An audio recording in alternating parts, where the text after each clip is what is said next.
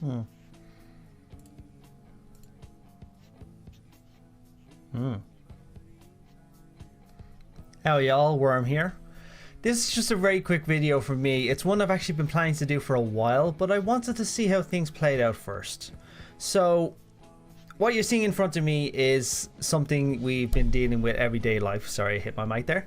But it's just, yeah, it's something we've been living with for a while. Queues like this is rather small. Like some servers would have queues of over like near 1,000, depending on the activity of the server.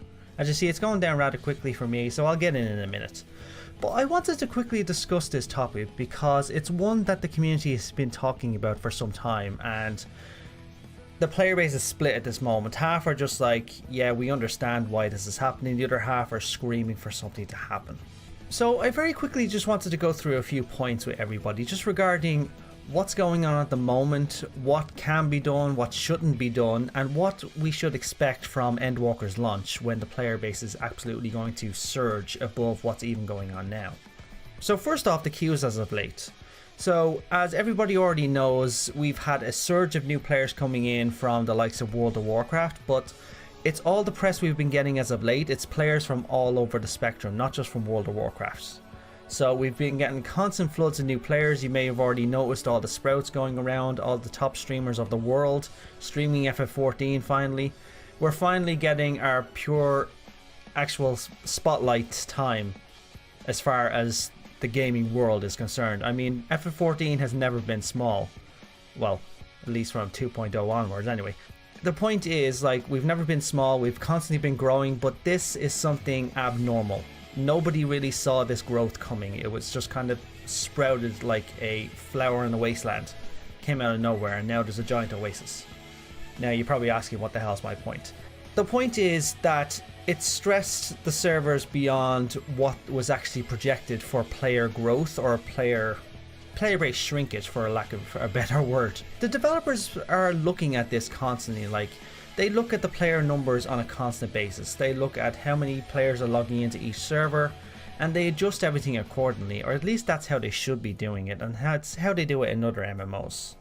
Now, the main question is, first of all, what the heck does this mean for Endwalker's launch when the player base is going to explode with numbers? Old players will come back, the current players are going to keep playing anyway, and new players are actually going to come into the fold as well, combining with the people who are already here, and now just actually getting to Endwalker at this stage, or they'll get to Endwalker by the time Endwalker releases anyway. But that's going to mean a lot more players are going to be on these servers, and what does it mean for us essentially?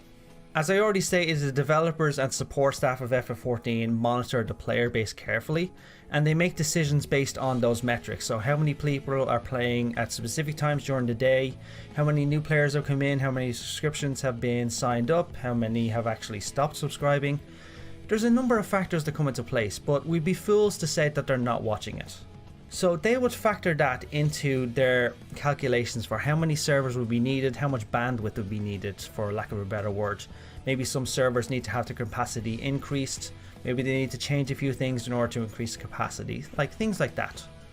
I'd say it's more than likely before this surge of players from WoW and other sources started, they had a plan for how many servers they needed for Endwalker, and they were just constantly tweaking it depending on the player growth and player numbers, but also sales of Endwalker. That would be another factor actually contributing to how many players are going to be playing Endwalker by the time of early access, for example. But unfortunately, the surge of players has blown those metrics out the window, so if they were monitoring it, they had to start over again and monitor everything from scratch. So that's likely what they're doing now. Between now, oh, I'm getting me in now. Between the time that this surge started and by the time Endwalker releases, we're going to get they're going to get a proper metric of how many players are actually playing and how many are planning to play during Endwalker as well. So they're going to factor that into the calculations of if servers are needed or if they need to make any changes in order to adjust for it. It didn't take me that long to actually get in here. I don't know how long I've been recording. I think roughly around 5 minutes. So it took me about 5 minutes to get through that queue in order for me to get in. Now, I wanted to address a few things that people have been saying, because I've been monitoring Reddit and other forum sources as well, and especially the Discord, in regards to what people want and what people are expecting. So A main question that comes up at the moment is, why don't they just add more servers right now? That is an option, but in my opinion is one of the more disastrous things they could do. Now, I say this as somebody who's been playing MMOs for, I think, over 20 years at this point. I've seen MMOs from the 2D, 2.5D to 3D to what we have now in FF14. And I've seen companies come and go, games start, stop, and then turn into disasters because of the choices that the developers make. Importantly, due to servers and bandwidth and how they manage them. Now, it would have been easy for Square Enix to just say, alright, there's loads of players coming in, let's just add a few more servers. But how would they know that this surge of players wouldn't actually stop? We're in the spotlight right now. It's like Pokemon Go from years ago. The surge started and then there was millions and millions of players. After a few months, that tapered down until it actually got steady. That's what's going to happen to us. We're in the spotlight right now. While players are coming over, they're seeing everything. Blizzard's situation is not making things any easier, so players are actually staying with us. But there's new games on the way as well. There's like New World, there's a number of other games, Lost Ark. I can't name them all, there's so many. The point is, it's just because we're in the spotlight, it's unpredictable. I'd say the player numbers are surging like this. They can't really read them properly. So if they had just added a number of servers for all these new players to actually congregate on, and half of them quit, that server could easily turn into a disastrous wasteland.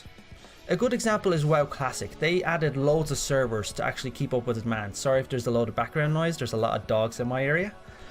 But my point is, they added a lot of servers, and a lot of these servers turned into barren wastelands, with sometimes even only a dozen players on the Alliance side and then a dozen players on the Horde side. It was an absolute disaster, to be honest. Now, that was Blizzard's mistake, one of many as of late, as we've already seen. Thank God, in my opinion, Square Enix didn't make this mistake. They didn't just try and throw a band-aid on it. That's one of the worst things they could have done. But what they did was correct. They took the feedback from the players, they did a number of things to try and take the stress off the servers, and to try and make the queues a little more bearable. One prime example was they reduced the AFK timers before a person is kicked out. I can't remember exactly how long it was, 30 minutes or something?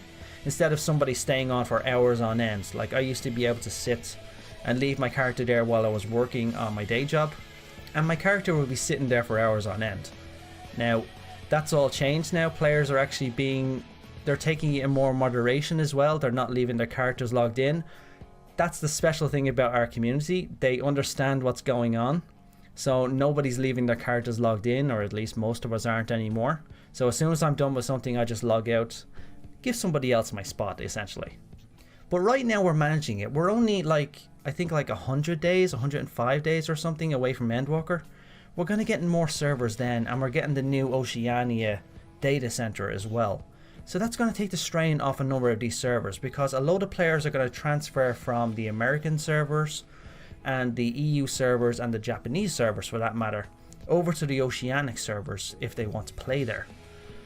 So that's going to take the strain off our side, but I think they're just going to measure things carefully and then just decide what to do from there. More than likely, each of the data centers is going to get a couple of new servers, just mainly for demand, because you'll see all these players coming in. If they do end up adding more than a few servers, my guess is, or what they should do, is actually prevent housing from being available at all. Because housing is the one thing that stops you from merging one server into another.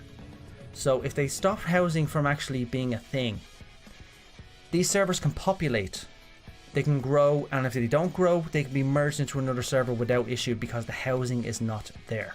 So if anybody from Square Enix is watching this, please take that into account. That's a brilliant idea. I just came up with it. I don't know why I didn't think, but either way. Now, another thing that people have been saying is that the Endwalker launch is going to be a disaster because of all the activity. We can't say that because it hasn't launched yet. I mean, Square Enix has learned their lessons from the past. We saw Endwalker's released, it was a little bit glitchy, but we got there. Stormblood's release, the first day was a bit of a disaster, mainly because of Raubon's wall and that giant queue that formed in order to get into the instance. That was caused because all the instances were full. Whenever somebody goes into a cutscene, for example, or goes into a small scene where you're fighting in the main story alone, that's an instance. So That's part of the instance queues, or I think it still is that way now. But the point is, the instant queues were filling up because so many people were doing these instances so early on in the story. There was no room for anybody else to do them. So as a result, they had to do a number of changes. Now this didn't last long, it was only this issue for a few hours, and then it was resolved. They've learned their lesson from the past. Like, we didn't have this issue during Shadowbringers, at least I didn't notice it, and I didn't see anybody complaining about it. So the issue appeared to have been resolved as Shadowbringers was released, and we had a rather smooth Shadowbringers launch, or at least I did anyway. I don't know how you felt. Let me know in the comments what your Shadowbringers launch was like. But essentially that's all I wanted to say. I'll TLDR it now all here. So Endwalker launch is going to be in like 100 days time. We just have to trust Square Enix. Square Enix is not Blizzard. They communicate with us constantly. We've already seen they're looking into the issues. They've done everything they can in order to try and make it easy on us, and that's the perfect decision they could have made. The most disastrous thing, as I've already said, they could have just thrown servers at it and then we would have had to deal with the consequences of that going forward. But they didn't. They just took the stress off as much as they can until their proper changes can be made, when they actually get all the metrics and all the player numbers, how much growth is there for Endwalker, and then they can make the proper decisions about how many servers are needed, or if they need to add more bandwidth, add more instance queues, etc, etc. So I praise Square Enix, I praise them a lot, but especially in this situation, I praise them because they didn't make any rash decisions. I've seen so many games taper out and die because the developers make disastrous decisions when it comes to servers and capacity in servers. WildStar is an example, but there's been a number of other games. Either way, that's just a quick rant from me. I just quickly wanted to do this. I actually want to start playing now because I was getting rather bored just sitting there. I was watching movies all day. But either way, thanks for watching, everybody. If you enjoy content like this, feel free to hit a like, but importantly, leave a comment. I want to hear from you guys. I want to hear from everybody who watches my videos. I don't know, there are like 2 or 3 people who are watching this that like it. But if you want to discuss anything regarding this, I'm there to actually discuss it with you. I love having communications with everybody, regardless if it's in YouTube or Discord. So just reach out. I'll be happy to discuss this whole topic with you and discuss your personal theories or your personal ideas about how they could fix this. Either way, thanks all, and as always, have a good one.